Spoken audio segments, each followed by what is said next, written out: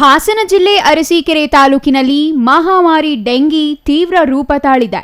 ಭಯಾನಕ ಡೆಂಗಿ ಜ್ವರದ ಪ್ರಕರಣಗಳು ಜಿಲ್ಲೆಯಲ್ಲಿ ದಿನೇ ದಿನೇ ಹೆಚ್ಚಾಗುತ್ತಿದ್ದು, ಇದೀಗ ಮಾರಕ ಡೆಂಗಿ ರೋಗಕ್ಕೆ 2 ಬಾಲಕಿಯರು ಬಲಿಯಾಗಿದ್ದು, ಸಾರ್ವಜನಿಕ ಆಸ್ಪತ್ರೆಗೆ ಶಾಸಕ ಶಿವಲಿಂಗೇಗೌಡ ಭೇಟಿ ನೀಡಿದ್ದಾರೆ. ಅರಸೀಕೆರೆಯ ಜಯಚಾಮರಾಜೇಂದ್ರ ಸಾರ್ವಜನಿಕರ ಆಸ್ಪತ್ರೆಗೆ ಶಾಸಕ ಶಿವಲಿಂಗೇಗೌಡರು ಭೇಟಿ ನೀಡಿ ಡೆಂಗಿ ರೋಗದಿಂದ ಬಳಲುತ್ತಿರುವ ರೋಗಿಗಳ ಆರೋಗ್ಯ ವಿಚಾರಿಸಿದರು. ಶಾಸಕ ಶಿವಲಿಂಗೇಗೌಡರು ಅರಸೀಕೆರೆಯ ಜಯಚಾಮರಾಜೇಂದ್ರ ಸಾರ್ವಜನಿಕರ ಆಸ್ಪತ್ರೆಗೆ ಭೇಟಿ ನೀಡಿ ರೋಗಿಗಳ ಆರೋಗ್ಯ ವಿಚಾರಿಸುವ ಜೊತೆಗೆ ವೈದ್ಯರೊಂದಿಗೆ ಸಮಾಲೋಚನೆ ನಡೆಸಿದರು. ಡೆಂಗಿ ಜ್ವರದ ರೋಗಿಗಳಿಗೆ ಹೆಚ್ಚಿನ ನಿಗಾ ವಹಿಸಿ ಚಿಕಿತ್ಸೆ ನೀಡುವ ಜೊತೆಗೆ ಅವರು ಶೀಘ್ರ ಗುಣಮುಖರಾಗಲು ಅಗತ್ಯ ಕ್ರಮಗಳನ್ನು ಕೈಗೊಳ್ಳುವಂತೆ ಅವರು ಸೂಚಿಸಿದರು.